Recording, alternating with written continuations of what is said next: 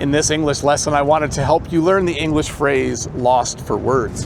When you're lost for words, it means you don't know what to say in a certain situation.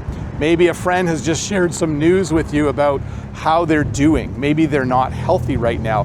Maybe they've been in the hospital and it's very, very serious and they're not sure when they're going to get better. You might be lost for words. You might not know what to say to comfort that friend or to help them through that situation. So when you're lost for words, it usually means something serious has happened. Maybe someone has passed away and you're lost for words. You don't know what to say to the friends and family who are still here. The second phrase I wanted to teach you today is at a loss. When you are at a loss, this is very, very similar, except it also means you don't know what to do.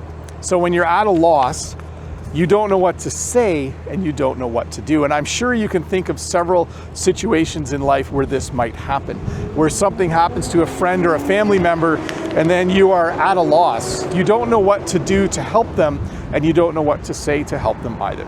So when you are lost for words, so to review, when you are lost for words, it means you don't know what to say in a serious situation.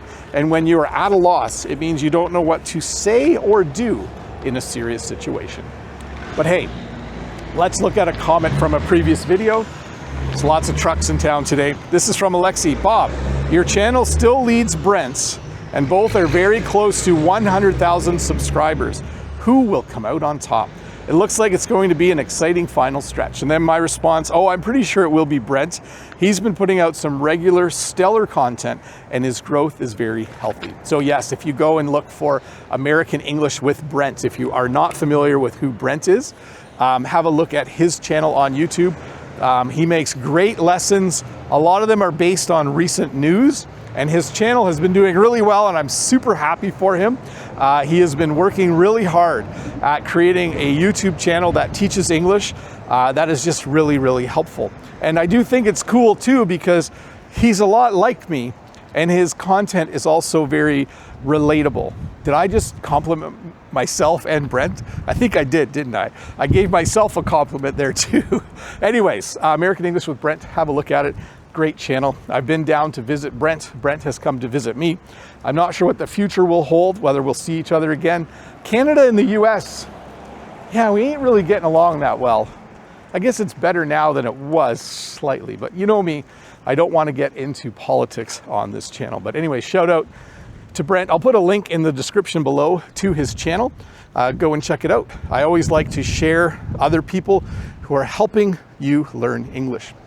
So where am I? Just wandering around town on a really nice warm day.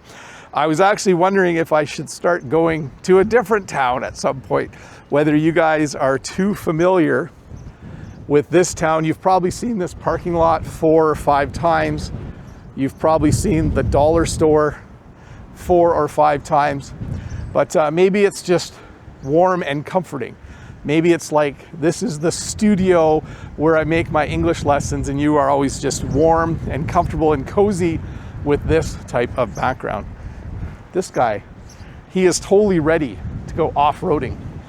So side phrase here, when you go off-roading, it means you drive somewhere and you usually need 4-wheel drive because you're not on pavement anymore. You're usually on mud or gravel.